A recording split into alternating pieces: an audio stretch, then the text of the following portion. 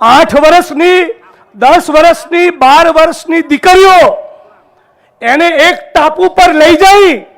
આ દેશ અને દુનિયાના પૂંજીપતિઓએ એમની ઉપર બળાત્કાર ગુજાર્યા અને બળાત્કાર ગુજારનારા જે માણસોનો મુખ્ય સરગના એમનો મુખ્ય સૂત્રધાર જેફરી એપ્સ્ટીન એનું કન્વિક્શન થયું